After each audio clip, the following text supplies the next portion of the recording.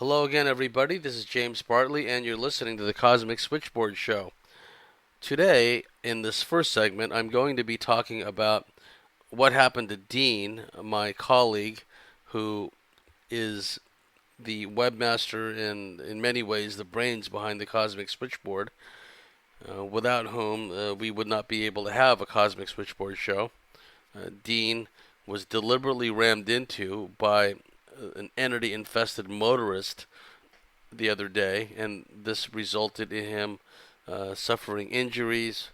His car was thrashed, and it's a whole new series of injuries piled upon previous injuries wrought by car accidents. And one of his previous car accidents, I believe, was also not an accident.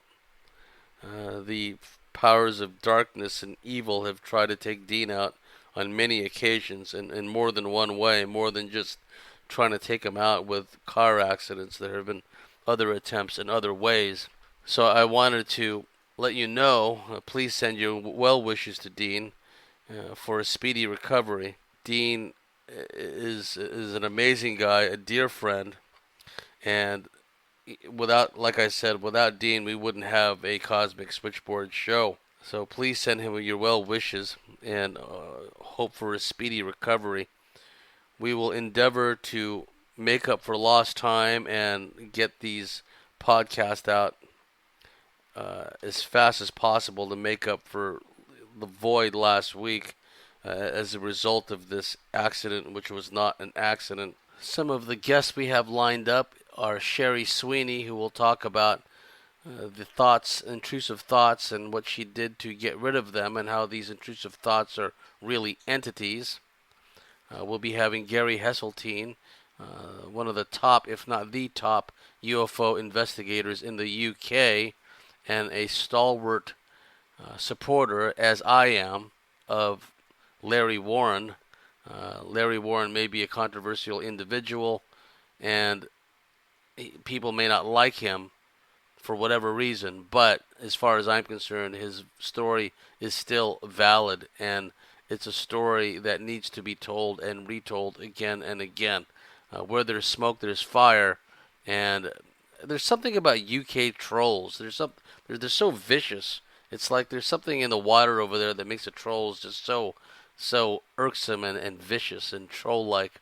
And there's a whole pack of trolls that have nothing better to do but to talk trash about Larry Warren and Gary Hesseltine. And I will be having Gary Hesseltine on the show, and hopefully, if everything works out, I will have Larry Warren on the show further down the track. I will have Emily Moyer on the show pretty soon. She is a colleague of Randy Moggin's, and Emily has had her own experiences and is an outstanding investigator in her own right. And I'm going to have Pat Jackson on the show. And Pat Jackson is an abductee, contactee, has had contacts with a variety of different ETs, Milab experiences. She's got it all going on. And as a matter of fact, I've used some of Pat's sketches and drawings in my lecture presentations. You will be hearing from her shortly. You will be hearing from Jim Goodall, the legendary Jim Goodall, who's developed all these sources in Area 51 and elsewhere, deep black military aerospace sources, who tell him about back engineering of alien technology, test flying of alien technology, etc., etc. If you've watched the classic George Knapp UFOs, The Real Truth, or whatever it was called, it was two different segments. One of them was an 8-parter. Jim Goodall was featured in that investigative series, and he's also been featured in a number of documentaries. So I'm going to be having Jim Goodall on my show. Yes, that will be an outstanding interview. I'm going to have Dr. Joseph Farrell sometime down the track. We just have to, tee up a date for some of these people. But I just want to reassure you listeners, I know you've had to deal with a lot. We've been under a lot of attack. They make it difficult for people even to sign up to be members. They make it difficult for even members to come on and log on. But I really have to hand it to you, listeners, despite all the interference, and especially the members, despite all the interference, you've hung in there and you've believed in us, and it's trust that's not misplaced. It's well placed because we believe in you. And we put this stuff out for all of you out there because all we're doing is planting seeds, and we're endeavoring to bring the best information out as possible. We're going to be having a lot more features coming on the Cosmic Switchboard show, and stay tuned for that. In the second part of this segment, you'll be hearing from an old buddy of mine, Craig Bowers, alien abductee, contactee, Milab, artist. In fact, those of you that are familiar with Eve Lorgen's classic book, The Alien Love Bite, if you remember the cover art of the E.T.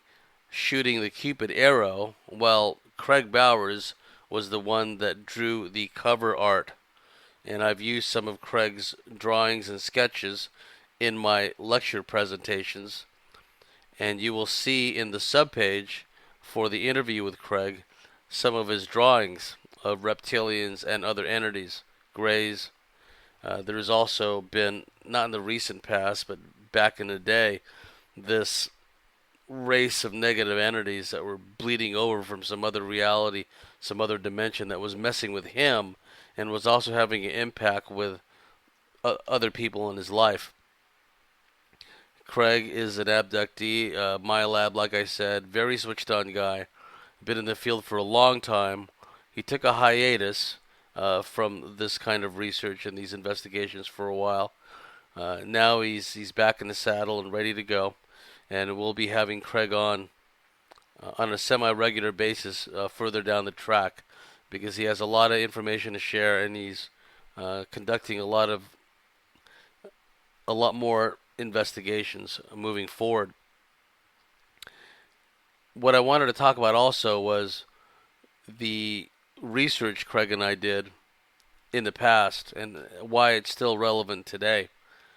We learned a lot of things in the old days. I met Craig in Las Vegas. He tells that story in the segment that the members will be listening to of how we met. That was an interesting, fortuitous occasion. Craig and I have done a lot of investigations, underground bases in the high desert of Southern California near Victorville, underground bases in Nevada, more than one. We've had our own misadventures there in the deserts of the Southwest. All kinds of weird things have happened to us. We've investigated reptilian bases in more than one place. So we've been out there doing the work. This is really before the internet kicked off.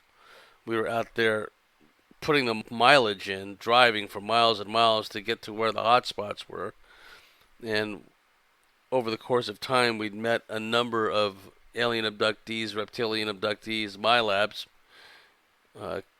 I've had experiences with Craig in a Milab sense where individually and together and in groups, Craig and I had been in these Milab training experiences. And as time goes on, we'll discuss more of that.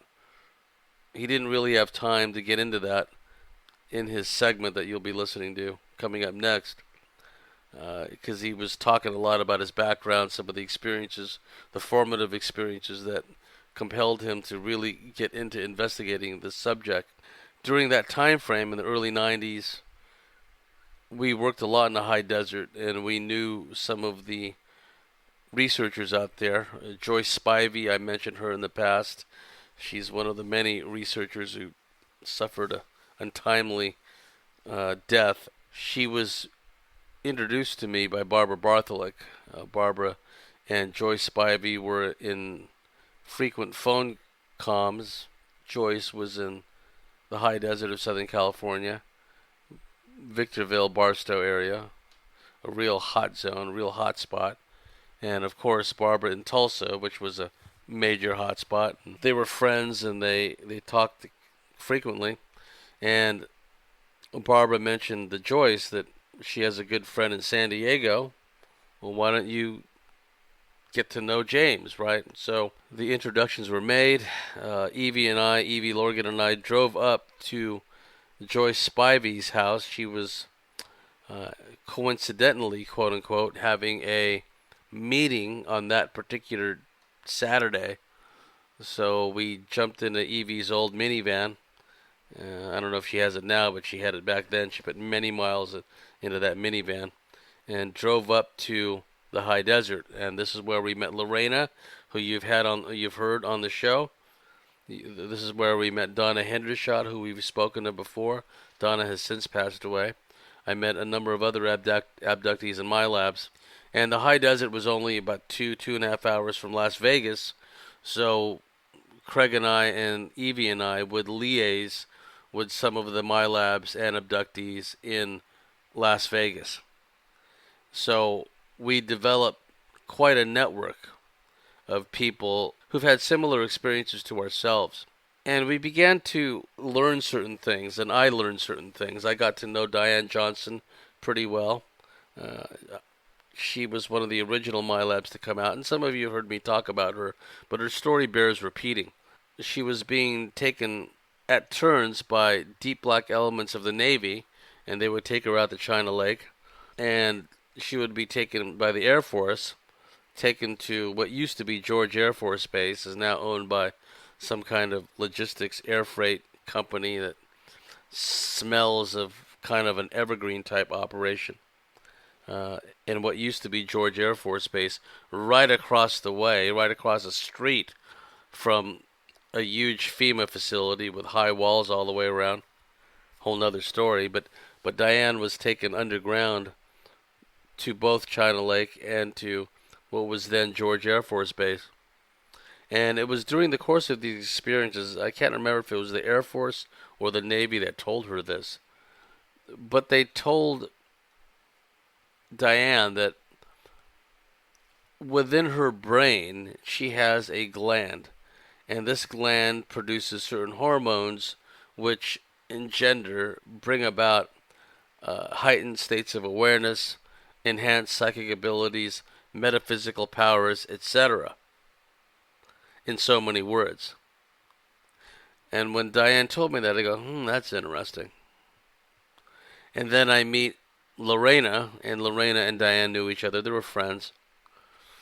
It was kind of a tight little crowd out there in the high desert of Southern California and Las Vegas, because there were only so many people back then who were sharing these kinds of experiences. We knew they were out there, my labs, but you had to go and find these people, right?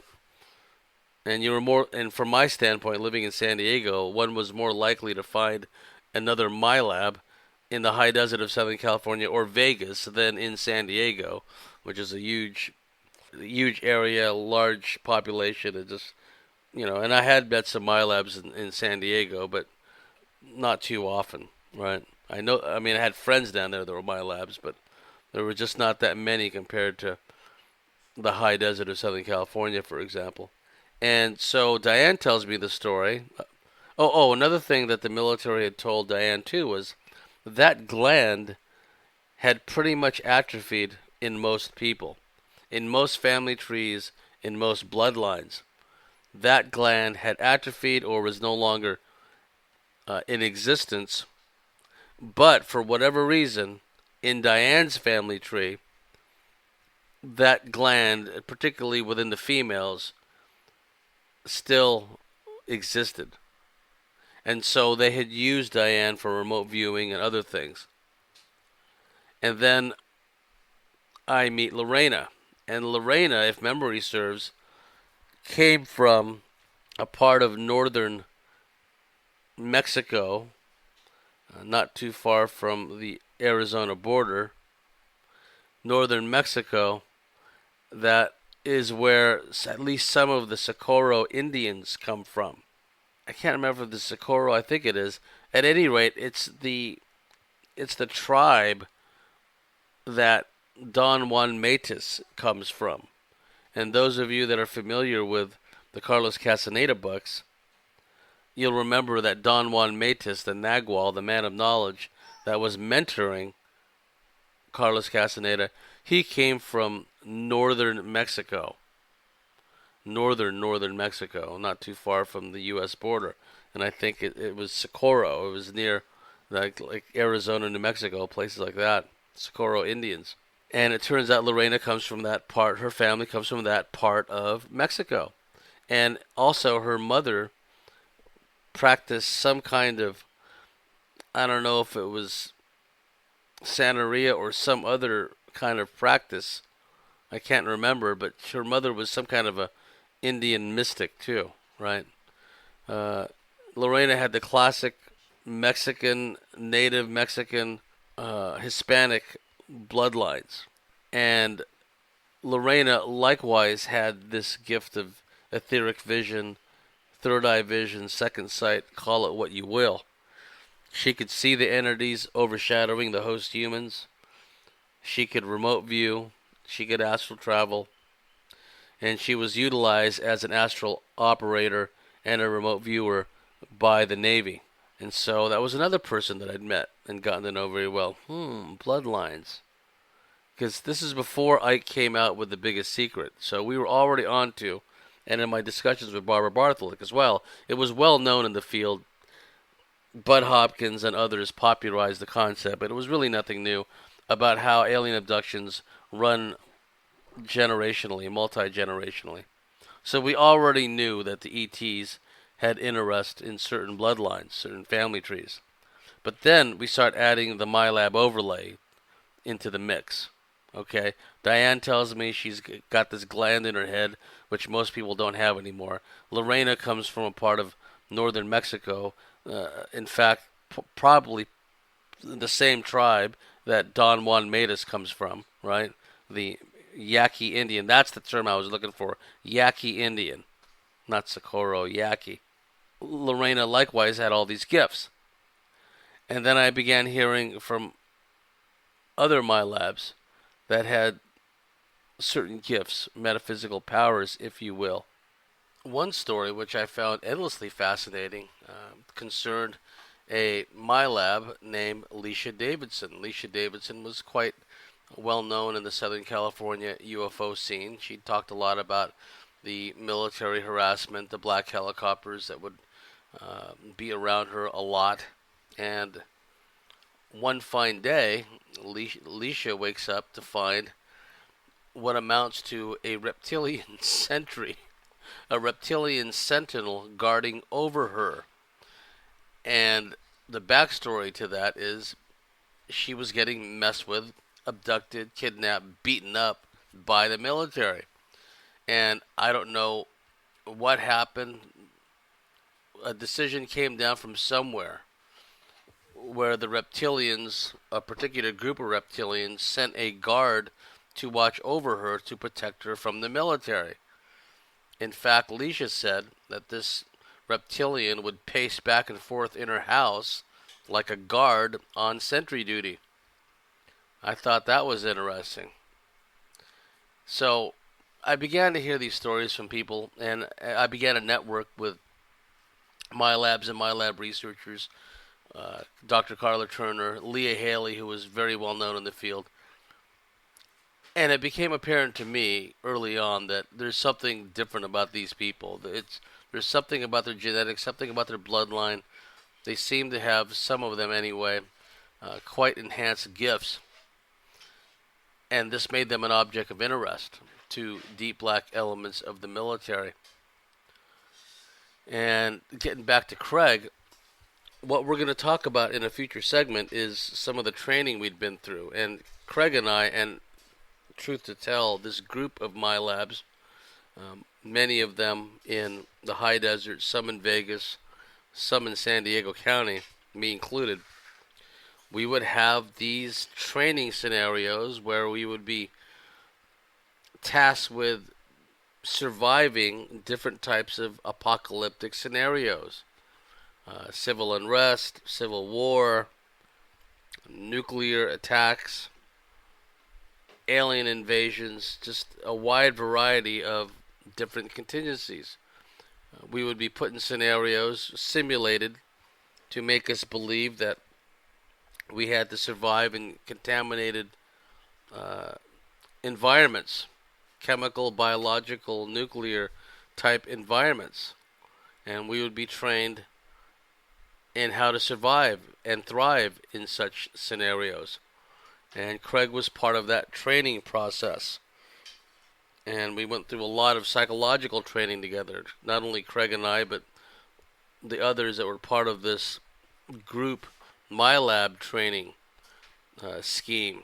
Lorena was one of them. Donna was another one. There were others. Some of you may know who some of these others were. And we would call each other up. It's like, I had an experience last night, I had a dream, whatever. You were in it, Donna was in it, Lorena was in it.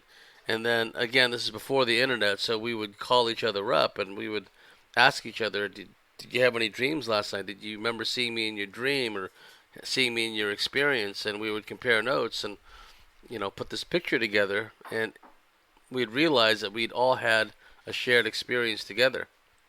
And sometimes these would go on 3, 4, 5 nights a week in the span of a fortnight, a 2-week span. 8, 7, 8, 9 times together training or more. Sometimes individually, sometimes in pairs, sometimes in groups. And Craig was a big part of that. So just wanted to tee up the listeners and let them know, that Craig has a lot to offer. He's a really switched on individual. He's a veteran of the cosmic wars. And another thing, before I end this segment, the people that we knew back then that were Milabs, they were very, very switched on, very humble, very down to earth in their own particular field. And in Craig's case, it could be art, it could be sound stage lighting, it could be IT work. Craig is a very talented individual all across the board. Other friends of mine were very talented, very skilled. Donna and Lorena had training as first responders. These were very switched on, very grounded people. In stark contrast to some of the members of the clown show that are out there today that were not for the internet. I mean, we wouldn't even know who these people are. And when you sit and their lectures and their interviews are almost unlistenable because they just are not coherent enough. They can't go from A to B in a straight line. They got to zigzag all over the place, and it's painful and embarrassing to listen to. And some of these people have an undeserved reputation. They're quite scattered and fragmented when you meet them. I don't doubt the fact that they've endured trauma, that they've gone through mind control, they've gone through programming, and being an empathic person, a compassionate person, I feel sorrow for them that they've had to go through all this. But as far as a source of valid information is concerned, no, they do not meet my standards and do not meet the standards of a lot of my colleagues. And I draw this comparison because in the old days when we interacted with Milabs, well, when we meet someone who we'd never known before but would start sharing their Milab experiences, we'd know straight away, this is a legitimate person, this is a real person. They've really had these experiences. They didn't confabulate. They didn't try to make themselves the hero or heroine of their stories. They just would relate to you. They would brief you on what's been going on with them. And just in stark contrast to some of the people that have been made famous by YouTube and made famous by all these shills and trolls pushing their stories to the point where now it's just a big convoluted mess. We're hearing more and more about what some of these characters in this field are all about, and the ones that played a role in getting mind control survivors and Milabs out into the public arena. And some of these Milabs and mind control survivors were deeply wounded people, fragmented, at times incoherent. And there were these presenters that made a point of getting people that were pretty fragmented and easy to discredit, basically, out into the public arena. And now we're hearing stories about some of these presenters, and some of these presenters I never took seriously anyway because their energy was all off.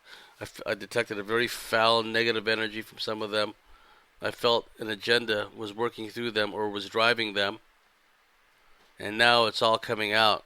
So we're going to be hearing more from some of these people who are blowing the whistle on some of these fake truthers in the field, and it's high time we need more of this. Because some of these people have just been a source of constant chaos and disruption, in stark contrast to the kind of work that was being done in the past. These ne'er-do-wells who've had their own YouTube channels, who've had their own conferences, all they've done is add confusion, chaos to the mix. The legitimate Milabs and mind control survivors they did bring onto the scene, they've hung them out to dry because the media got a hold of them and made these people look like fools. And I think that was part of the agenda too. The people that were breaking programming, the people that were coming out, were corralled by these conference presenters, corralled by these people with their YouTube channels and all their video interviews and what have you, and then brought out on the TV shows, particularly in the UK, and the TV programs in the UK just raked these people over the coals and made them look like fools. Now, there were real Milabs and abductees like Max Spears. But, like, why did Max have to die, right? I was in comms with Max for a short while, and I kicked myself for not making more of an effort to get to know Max better. I was really looking forward to seeing Max and hanging out with him at RepCon, but he had to cancel at the last minute, probably because he was going through all kinds of challenges, probably because he was going through all kinds of harassment. So why does Max have to go, and all these other people, these frauds and these fakers and clown show members, why are they still around, getting all the publicity, getting all the props? And there's a lot of people in the field that were around Max and were not doing Max any favors, and actually caused problems for Max, pretending to be his friend, and all along they're just pulling the rug out from under him. And I remember when I first heard Max had passed away, I was, Kylie and I were on the way back home from the David Icke conference, and it just streamed over the news feed on Facebook. Max Spears dead, and Miles Johnson telling everybody, right, making like as big a splash as he could, instead of having respect for the family, respect for the people who love Max. It was just another news item. It's like, let's get the story out. Doesn't matter who we hurt or who was upset by it. Stuff like that doesn't matter, right? I guess. So there's a lot of people that have a lot to answer for. And Max was just one.